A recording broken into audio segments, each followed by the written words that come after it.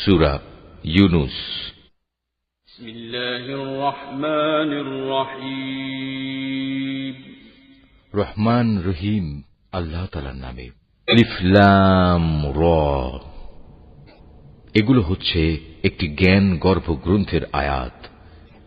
মানুষের কাছে এটা কি আসলেই একটা আশ্চর্যের বিষয় যে আমি তাদের মধ্যে থেকে তাদেরই মতো একজন মানুষের কাছে ওহী পাঠিয়েছি, যেন সে মানুষকে তাদের জাহান্নাম সম্পর্কে সাবধান করে দিতে পারে। আবার যারা এ ওহীর উপর ঈমান আনে তাদের এ মর্মে সুসংবাদও দিতে পারে যে তাদের জন্য তাদের মালিকের কাছে উঁচু মর্যাদা রয়েছে।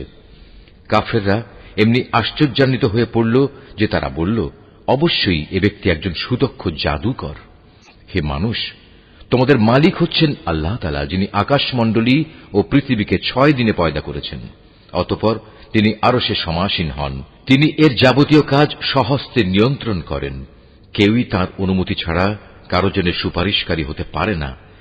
এই হচ্ছেন তোমাদের মালিক আল্লাহ তাআলা, অতএব তোমরা তাঁরই ইবাদত করো। তোমরা কি আসল কথা অনুধাবন করবে না? মৃত্যুর পর তোমাদের সবার ফিরে যাবার জায়গা হবে একমাত্র তাঁর কাছে। সেখানে গিয়ে তোমরা আল্লাহ তাআলা সকল প্রতিশ্রুতি সত্য পাবে। তিনি এ সৃষ্টির অস্তিত্ব দান করেন।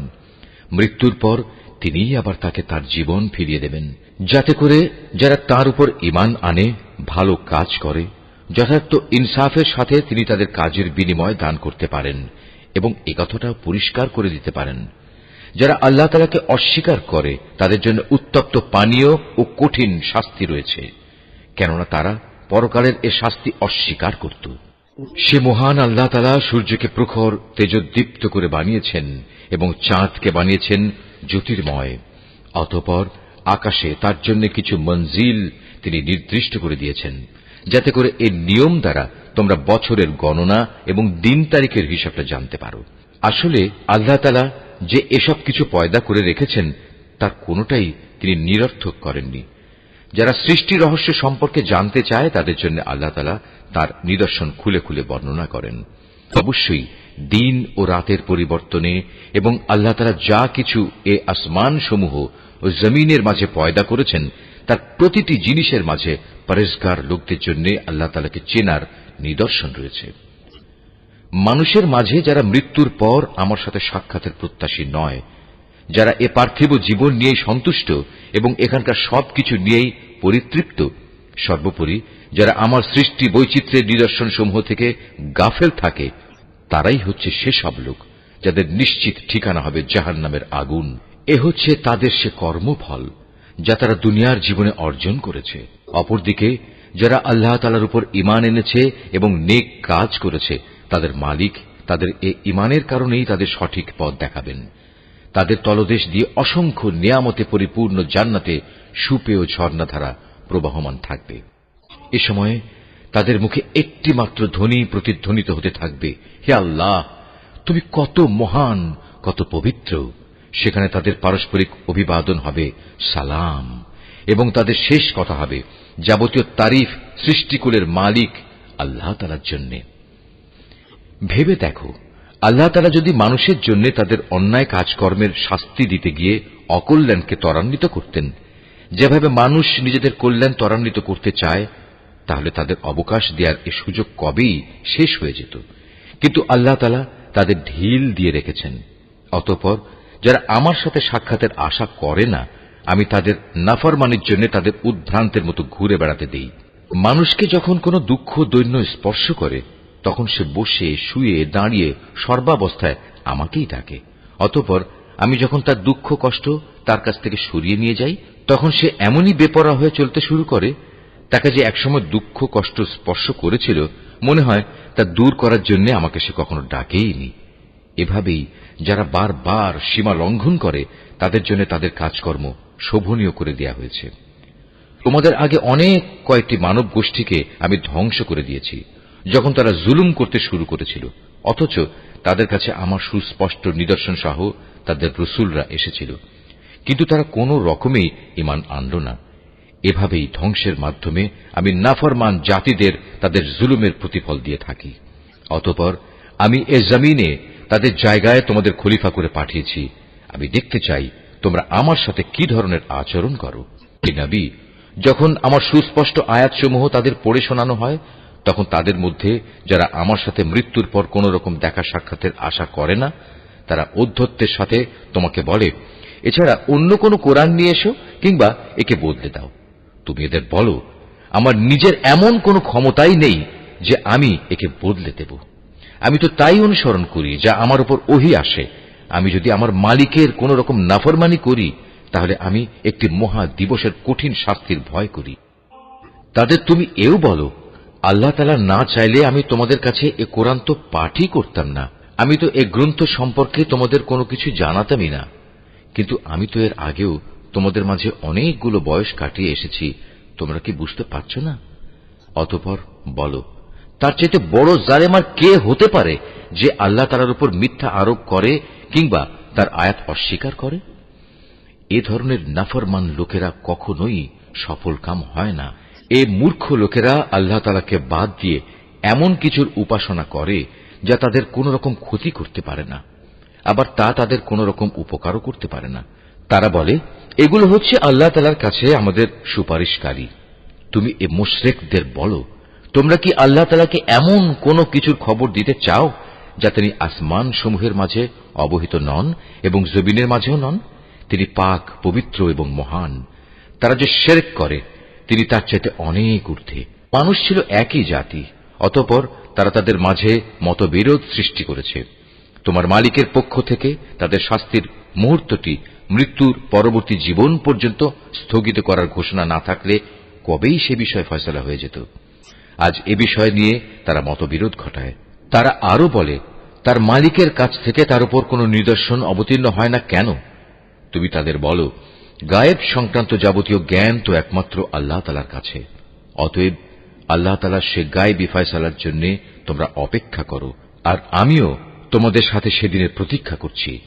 মানুষকে দুঃখ মুসিবত স্পর্শ করার পর যখন আমি তাদের কিছুটা করুণার স্বাদ ভোগ করাই, তখন সাথে সাথেই তারা আমার রহমতের নিদর্শন সমূহের সাথে চালাকি শুরু করে দেয়। হে নবী, তুমি বলো, কলাকৌশলে আল্লাহ তাআলা সবার চাইতে বেশি তৎপর। অবশ্যই আমার ফেরেশতারা তোমাদের যাবতীয় কলাকৌশলের কথা তোমাদের আমল নামায় লিখে রাখে। এই মহান আল্লাহ তাআলা, যিনি তোমাদের জলে স্থলে ভ্রমণ করান। এমনকি তোমরা যখন নৌকায় আরোহণ করো এবং এ নৌকাগুলো যখন তাদের নিয়ে অনুকূল আবহাওয়ায় চলতে থাকে, তখন নৌকার আরোহীরা এতে ভীষণ আনন্দিত হয়। হঠাৎ এক সময় এই নৌকাগুলো ঝড়বাহী বাতাসের কবলে পড়ে এবং চারদিক থেকে তাদের উপর ঢেউ আসতে থাকে এবং তারা মনে করে এবার সত্যি এ বাতাস ও ঢেউ দ্বারা তারা পরিবেষ্টিত হয়ে গেছে। তেমন তারা একান্ত নিষ্ঠাবান বান্দা হয়ে আল্লাহ তাআলাকে এই বলে ডাকতে শুরু করে, হে আল্লাহ, যদি তুমি আমাদের এ মহা দুর্যোগ থেকে বাঁচিয়ে দাও, তাহলে আমরা তোমার শুকরগুজার বান্দাদের অন্তর্ভুক্ত হয়ে যাব। অতঃপর সত্যি সত্যি যখন তিনি তাদের এই বিপর্যয় থেকে বাঁচিয়ে দেন, তখন তারা ওয়াদার কথা ভুলে সাথে সাথেই অন্যায়ভাবে জমিনে নাফরমানি শুরু করে দেয়। হে মানুষ, তোমরা শুনে রাখো, তোমাদের নাফরমানি তোমাদের নিজেদের জন্যই ক্ষতিকারক হবে। মূলত এ হচ্ছে দুনিয়ার সহায় সম্পদ। অতঃপর তোমাদের আমার কাছেই ফিরে আসতে হবে। তখন আমি তোমাদের বলে দেব দুনিয়ার জীবনে তোমরা কে কি করতে। এ পার্থিব জীবনের উদাহরণ হচ্ছে, যেমন আমি আকাশ থেকে পানি বর্ষণ করলাম, যা দ্বারা অতঃপর জমিনের গাছপালা ঘন সন্নিবিষ্ট হয়ে উদ্গত হল, যা থেকে মানুষ ও জন্তু জানোয়াররা তাদের আহার সংগ্রহ করল। এরপর একদিন যখন জমিন তার সৌন্দর্যের রূপ ধারণ করল এবং আপন সৌন্দর্যে সে শোভিত হয়ে উঠল, তখন এসব দেখে তার জমিনের মালিক মনে করল তারা বুঝি এর ফসল ভোগ করার উপর এখন সম্পূর্ণ ক্ষমতাবান হয়ে গেছে। এ সময় হঠাৎ করে রাতে কিংবা দিনে আমার আযাবের ফয়সালা তাদের উপর আপতিত হল। ফলে আমি তাদের এমন ভাবে নির্মূল করে দিলাম যেন গতকাল পর্যন্ত এখানে তার কোনো অস্তিত্বই ছিল না। এভাবেই আমি আমার আয়াতসমূহ সেসব জাতির জন্য খুলে খুলে বর্ণনা করি যারা এ সম্পর্কে চিন্তা ভাবনা করে। হে মানুষ, তোমরা এ পার্থিব জীবনের ধোঁকায় পড়ে আছো, অথচ আল্লাহ তাআলা তোমাদের চিরস্থায়ী এক শান্তির নিবাসের দিকে ডাকছেন। তিনি যাকে ইচ্ছা করেন তাকে সহজ সরল পথে পরিচালিত করেন। যারা ভালো কাজ করেছে যাবতীয় কল্যাণ তো থাকবে তাদের জন্যই, এবং থাকবে তার চাইতেও বেশি। সেদিন তাদের চেহারা কোনো কালিমা ও হীনতা দ্বারা আচ্ছন্ন থাকবে না। তারাই হবে জান্নাতের অধিবাসী, তারা সেখানে থাকবে চিরদিন। অপরদিকে যারা মন্দ কাজ করেছে তাদের মন্দের প্রতিফল তেমন মন্দই হবে। অপমান তাদের আচ্ছন্ন করে ফেলবে। সেদিন আল্লাহর আযাব থেকে তাদের রক্ষাকারী কেউই থাকবে না। তাদের চেহারা এমনই কালো হবে যেন রাতের অন্ধকার ছিঁড়ে তার একটি টুকরো তাদের মুখের উপর ছেয়ে দেয়া হয়েছে। এরা হচ্ছে জাহান্নামের অধিবাসী, সেখানে তারা চিরদিন থাকবে। হে নবী, তুমি তাদের সেদিনের ব্যাপারে সাবধান করো, যেদিন আমি তাদের সবাইকে আমার সামনে একত্রিত করব। অতঃপর যারা আমার সাথে শরীক করেছে তাদের আমি বলবো, তোমরা এবং যাদের তোমরা শরীক করেছ স্ব স্থানে অবস্থান করো। এরপর আমি তাদের এক দলকে আরেক দল থেকে আলাদা করে দেব, এবং যাদের তারা শরীক করেছিল তারা বলবে, না, তোমরা তো কখনো আমাদের উপাসনা করতে না। আজ আল্লাহ তাআলাই আমাদের এবং তোমাদের মাঝে সাক্ষ্য প্রদানকারী হিসেবে যথেষ্ট হবেন। আমরা তোমাদের উপাসনার ব্যাপারে আসলেই গাফেল ছিলাম। এভাবেই সেদিন প্রত্যেক ব্যক্তি নিজের কর্মফল যা সে করে এসেছে পুরোপুরি জানতে পারবে, এবং সবাইকে তাদের আসল মালিক আল্লাহ তাআলার কাছে ফিরিয়ে নেওয়া হবে। দুনিয়ায় তারা যেসব মিথ্যা ও অলীক কথাবার্তা আল্লাহ তাআলা সম্পর্কে উদ্ভাবন করত, নিমেষেই তা তাদের কাছ থেকে হারিয়ে যাবে। হে নবী, তুমি বলো, সে কে যে তোমাদের আসমান ও জমিন থেকে জীবিকা সরবরাহ করে? অথবা তোমাদের শোনা ও দেখার ক্ষমতা কার কর্তৃত্বাধীন? কে আছে এমন যে জীবিতকে মৃত থেকে আবার মৃতকে জীবিত থেকে বের করে আনে? কে আছে এমন যে এসব কিছুর পরিকল্পনা প্রণয়ন করে? তাদের এসব প্রশ্ন করলে তারা সাথে সাথেই বলে উঠবে, হ্যাঁ, অবশ্যই আল্লাহ। তুমি তাদের বলো, যদি তাই হয় তাহলে সত্য অস্বীকার করার পরিণামকে কি তোমরা ভয় করবে না? তিনি আল্লাহ তাআলা, তিনি তোমাদের আসল মালিক। সত্য আসার পর তাকে না মানা গুমরাহি নয়তো আর কি? সুতরাং তাকে বাদ দিয়ে বলো, তোমরা কোন দিকে ধাবিত হচ্ছ? এভাবেই যারা নাফরমানি করেছে তাদের উপর তোমার মালিকের সে কথাই সত্য বলে প্রমাণিত হল যে এরা কখনো ঈমান আনবে না। তুমি তাদের আরো বলো, তোমাদের বানানো এসব শরীকদের মধ্যে এমন কেউ কি আছে যে প্রথমবার বানাতে পেরেছিল, অতঃপর মৃত্যুর পর আবারও তা তৈরি করতে পারবে? তুমি বলো, আল্লাহ তাআলা এই সৃষ্টিকে প্রথম অস্তিত্ব প্রদান করেন, অতঃপর দ্বিতীয়বার তিনিই তাতে পুনরায় জীবন দান করেন। এরপরেও তোমরা কেন বারবার সত্য থেকে বিচ্যুত হচ্ছ? এদের আরো বলো, তোমাদের বানানো শরীকদের মধ্যে এমন কে আছে যে মানুষকে সঠিক পথ দেখাতে পারে?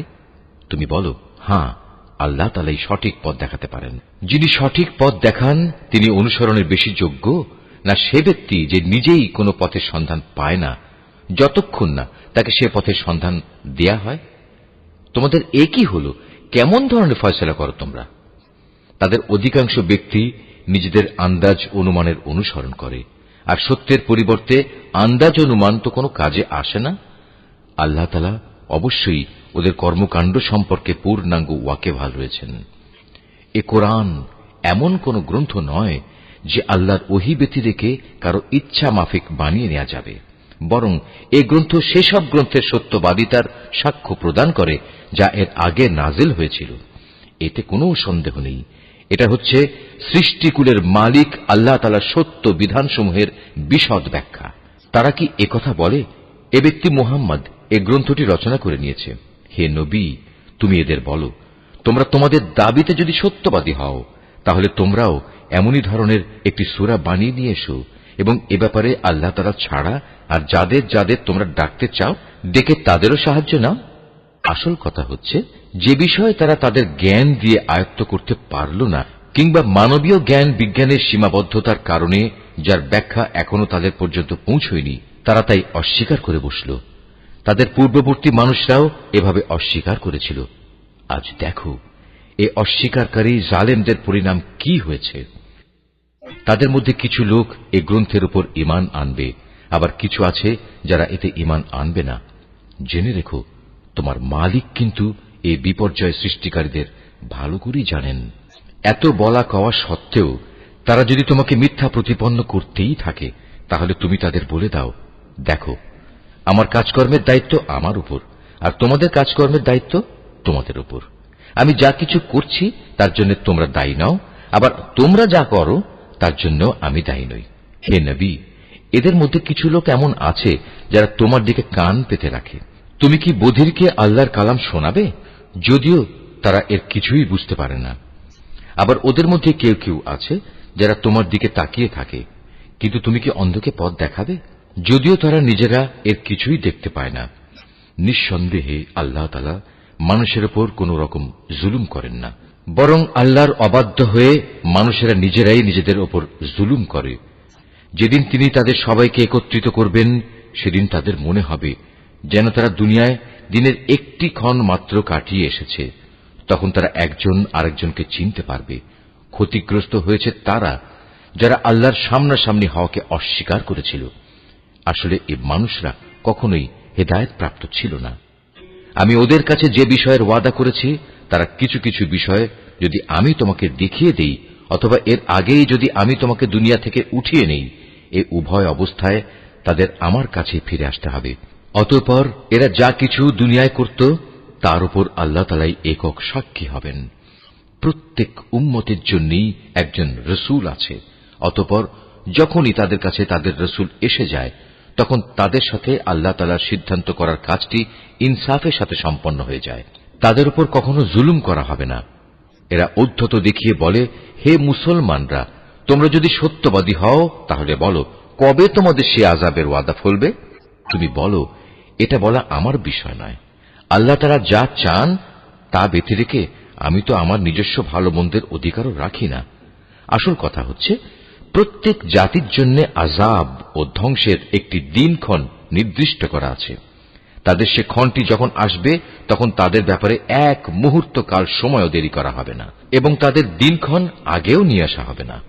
তুমি এদের আরো বলো, তোমরা কি ভেবে দেখেছ, যদি তোমাদের উপর আল্লাহর আযাব রাতে কিংবা দিনের বেলায় এসে পতিত হয়, তাহলে আর কোন বিষয় নিয়ে নাফরমান লোকেরা তাড়াহুড়ো করবে বলো? অতঃপর যখন সত্যিই একদিন এ বিষয়টি ঘটবে, তখন কি তোমরা এটা বিশ্বাস করবে? তোমাদের বলা হবে, হ্যাঁ, এখন তো আযাব এসেই গেল, অথচ তোমরা এর জন্যই তাড়াহুড়ো করছিলে। অতঃপর জালেমদের বলা হবে, এবার চিরস্থায়ী জাহান্নামের আযাবের স্বাদ ভোগ করো। দুনিয়ার জীবনে তোমরা যা কিছু অর্জন করেছ, এখন তোমাদের শুধু তারই বিনিময় দেয়া হবে। হে নবী, এরা তোমার কাছে জানতে চায় আযাব সম্পর্কিত সে কথা আসলে কি ঠিক? বলো, হ্যাঁ, আমার মালিকের শপথ, এটা অমোঘ সত্য। জেনে রেখো, প্রতিশোধ নেয়ার ব্যাপারে তোমরা কোনোদিনই তাকে অক্ষম করে দিতে পারবে না। যদি প্রতিটি জালেম ব্যক্তির কাছে সেদিন জমিনের সমুদায় সম্পদ এসে জমা হয়, তাহলে সে তার সবকিছু মুক্তিপণ হিসাবে ব্যয় করে আযাব থেকে বাঁচার চেষ্টা করবে। যখন এই জালেম মানুষরা জাহান্নামের আযাব দেখবে, তখন তার মনে মনে ভারী অনুতাপ করবে, কিন্তু তখন তা কোনোই কাজে আসবে না। সম্পূর্ণ ইনসাফের সাথেই তাদের বিচার মীমাংসা সম্পন্ন হবে, এবং তাদের উপর বিন্দু মাত্র জুলুমও করা হবে না। মনে রেখো, আসমান সমূহ ও জমিনে যা কিছু আছে তা সব আল্লাহ তাআলার জন্যই। আল্লাহ তাআলা সব কয়টি ওয়াদাই সত্য, কিন্তু অধিকাংশ লোকই তা জানে না। তিনি জীবন দান করেন, তিনি মৃত্যু ঘটান, এবং মৃত্যুর পর তোমাদের সবাইকে তাঁর কাছেই ফিরে যেতে হবে। হে মানুষ, তোমাদের কাছে তোমাদের মালিকের পক্ষ থেকে নসিহত বিশিষ্ট কিতাব এসেছে। এটা মানুষের অন্তরে যেসব ব্যাধি রয়েছে তার প্রতিকার, এবং মোমেনদের জন্য হেদায়েত ও রহমত। হে নবী, তুমি বলো, মানুষের উচিত আল্লাহর এ অনুগ্রহ ও তার রহমতের কারণে আনন্দ প্রকাশ করা, কারণ তারা যা কিছু জ্ঞান ও সম্পদ জমা করেছে এটা তার চেয়ে অনেক ভালো। তুমি এদের বলো, তোমরা কি কখনো এই কথা চিন্তা করে দেখেছ, আল্লাহ তাআলা তোমাদের জন্য যে রিজিক নাজিল করেছেন তার মধ্যে থেকে কিছু অংশকে তোমরা হারাম আর কিছু অংশকে হালাল করে নিয়েছ। তুমি এদের আরো বলো, এসব হালাল হারামের ব্যাপারে আল্লাহ তাআলা কি তোমাদের কোনো অনুমতি দিয়েছেন, না তোমরা আল্লাহর প্রতি মিথ্যা আরোপ করছ? যারা আল্লাহর উপর মিথ্যা আরোপ করে তাদের শেষ বিচারের দিন সম্পর্কে ধারণা কি এই, এটা কখনো আসবেই না? নিঃসন্দেহে আল্লাহ তাআলা বড় অনুগ্রহশীল, তাই তিনি তাদের অবকাশ দিয়ে রেখেছেন, কিন্তু অধিকাংশ মানুষই এজন্য আল্লাহর শুকর আদায় করে না। তুমি যে কাজেই থাকো না কেন, এবং সে কাজ সম্পর্কে কোরআন থেকে যা কিছু তেলাওয়াত করো না কেন তা আমি জানি। হে মানুষরা, তোমরা যে কোনো কাজ করো, যে কোনো কাজে তোমরা প্রবৃত্ত হও না কেন, আমি তার ব্যাপারে তোমাদের উপর সাক্ষী হয়ে থাকি। তোমার মালিকের দৃষ্টি থেকে একটি অণু পরিমাণ জিনিসও গোপন থাকে না। আসমানে ও জমিনে এর চাইতে ছোট কিংবা এর চাইতে বড় কোনো কিছুই নেই যা এর সুস্পষ্ট গ্রন্থে লিপিবদ্ধ নেই। জেনে রেখো, কিয়ামতের দিন আল্লাহ তাআলার বন্ধুদের জন্য কোনো ভয় নেই। সেদিন তারা চিন্তিতও হবে না। এরা হচ্ছে সেসব লোক যারা আল্লাহর উপর ঈমান এনেছে এবং তাকে ভয় করেছে। এ ধরনের লোকদের জন্য দুনিয়ার জীবনে যেমন সুসংবাদ রয়েছে, তেমনি পরকালের জীবনেও রয়েছে সুসংবাদ। আল্লাহ তাআলার বাণীর কোনো রদ বদল হয় না, আর সত্যিকার অর্থে এটা হচ্ছে মহা সাফল্য। হে নবী, তোমাকে তাদের কথা যেন কোনো দুঃখ না দেয়। নিশ্চয়ই মান ইজ্জত সবই আল্লাহ তাআলার করায়ত্তে। তিনি সব কিছু শোনেন, সব কিছু জানেন। জেনে রেখো, যা কিছু আসমানে আছে আবার যা কিছু আছে জমিনে, সবই আল্লাহর অনুগত।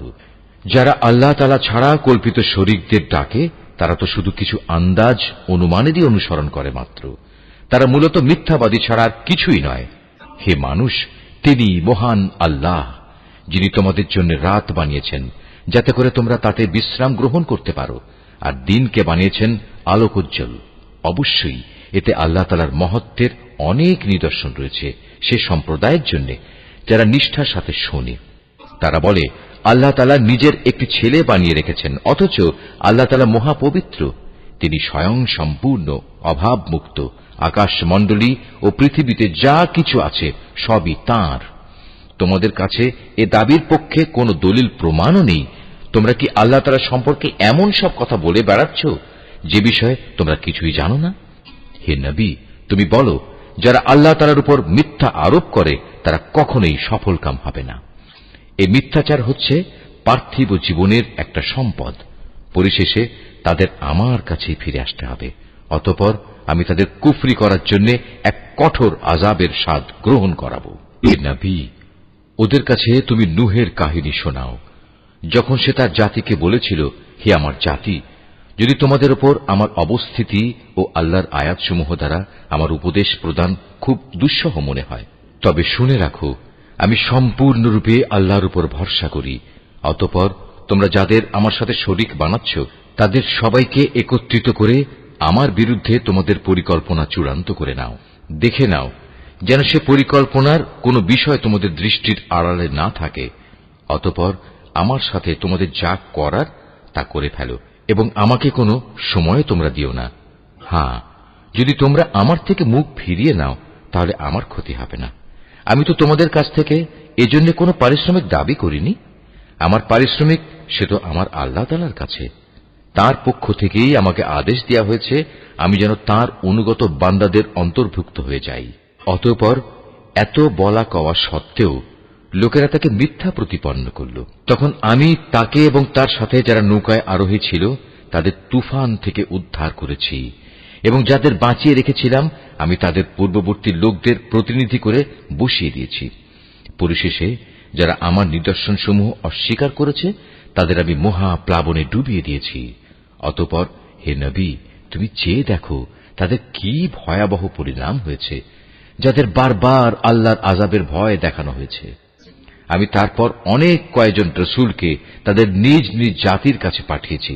তারা সবাই সুস্পষ্ট প্রমাণসমূহ নিয়ে নিজ জাতির কাছে এসেছে, কিন্তু এমনটি হয়নি যে আগের লোকেরা ইতিপূর্বে যা অস্বীকার করেছিল তার উপর এরা ঈমান আনবে। এভাবে যারা নাফরমানিতে সীমা লঙ্ঘন করে তাদের দিলে আমি মোহর মেরে দিই।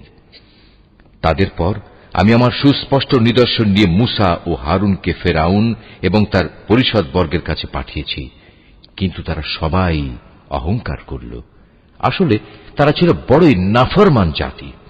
আমার পক্ষ থেকে সত্য যখন তাদের কাছে এলো তখন ওরা বলল, নিশ্চয়ই এ হচ্ছে সুস্পষ্ট জাদু। মূসা বলল, তোমরা কি সত্য সম্পর্কে এসব বাজে কথা বলছো যখন তা তোমাদের কাছে প্রমাণসহ এসে গেছে?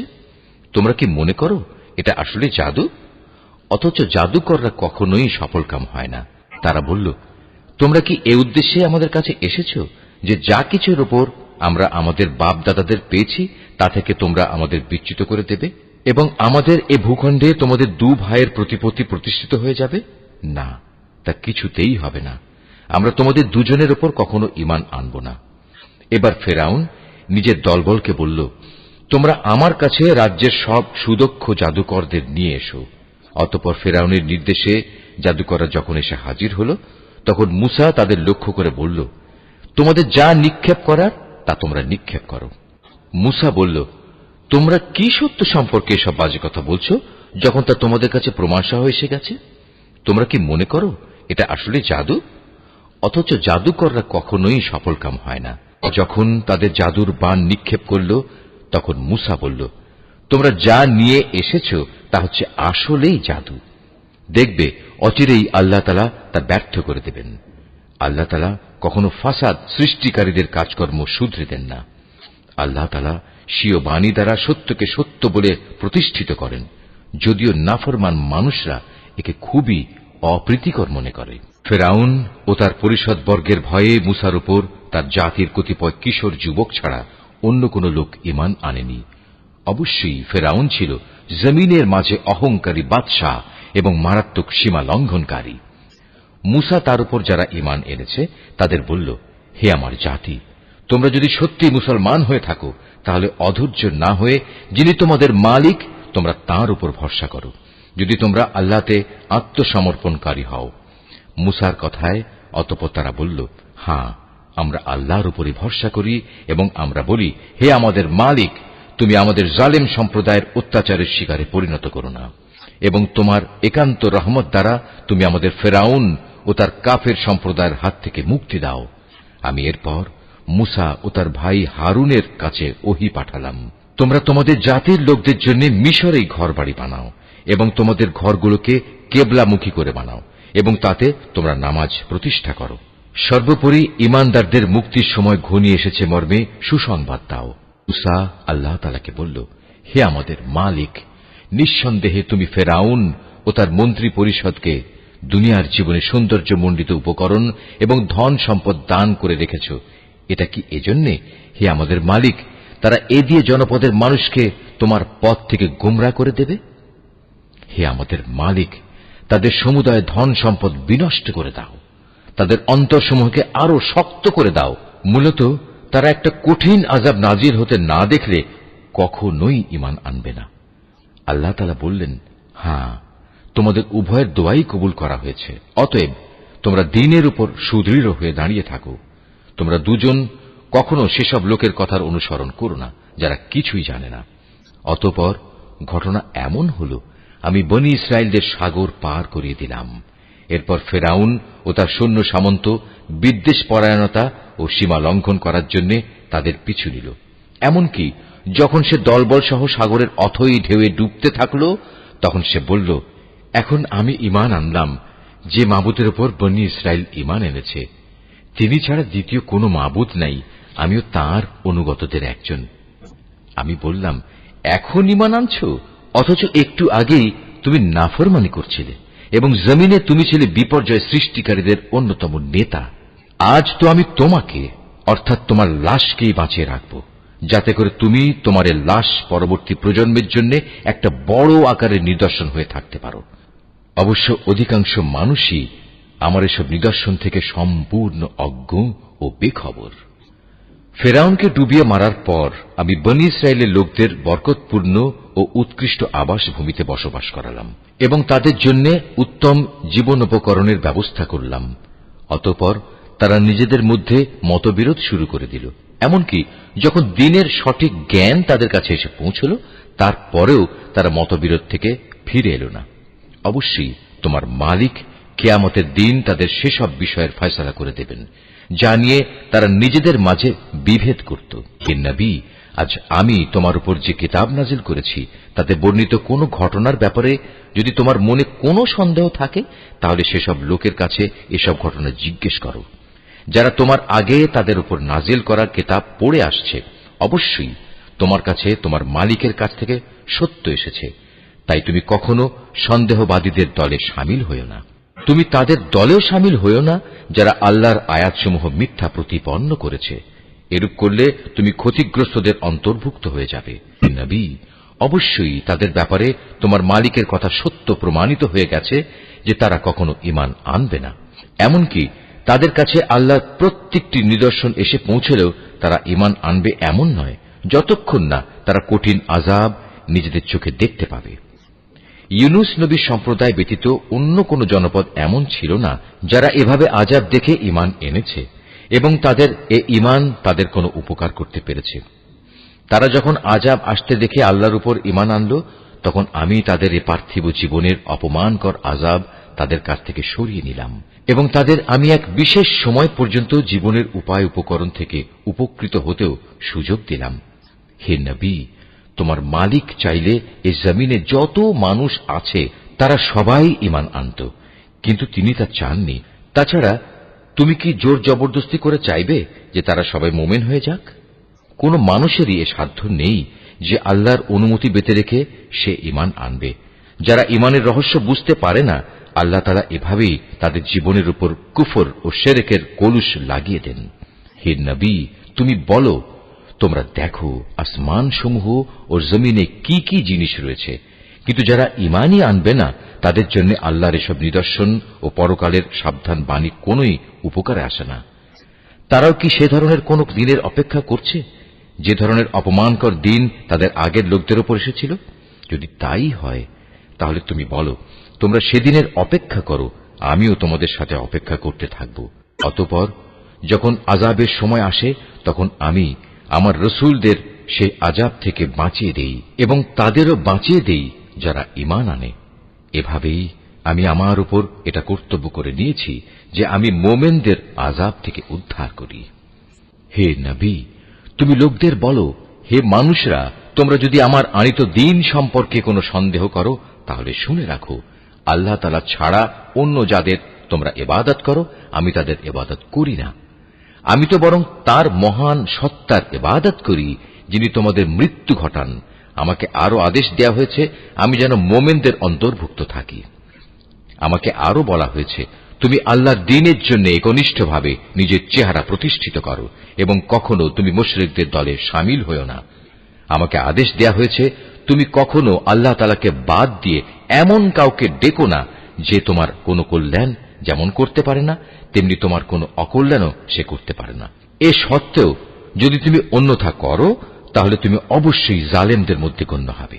যদি আল্লাহ তাআলা তোমাদের কোনো দুঃখ কষ্ট দেন তাহলে তিনি ছাড়া অন্য কেউই নেই তা দূরীভূত করার। আবার তিনি যদি মেহেরবানি করে তোমার কোনো কল্যাণ চান তাহলে তার সে অনুগ্রহ রদ করারও কেউ নেই। তিনি তার বান্দাদের যাকে চান তাকেই কল্যাণ পৌঁছান। আল্লাহ তাআলা বড়ই ক্ষমাশীল ও পরম দয়ালু। হে নবী, তুমি বলো, হে মানুষ, তোমাদের কাছে তোমাদের মালিকের পক্ষ থেকে সত্য দ্বীন এসেছে। অতএব যে হেদায়েতের পথ অবলম্বন করবে সে তো তার নিজের ভালোর জন্যই হেদায়েতের পথে চলবে, আর যে গোমরা থেকে যাবে সে তো গোমরাহির উপর চলার কারণেই গোমরা হয়ে যাবে। আমি তো তোমাদের উপর কর্মবিধায়ক নই যে জোর করে তোমাদের গোমরাহি থেকে বের করে আনব। হে নবী, তোমার উপর যে হেদায়েত নাজিল করা হয়েছে তুমি তার অনুসরণ করো এবং ধৈর্য ধারণ করো যে পর্যন্ত আল্লাহর পক্ষ থেকে কোনো ফয়সালা না আসে, কেননা তিনিই হচ্ছেন সর্ব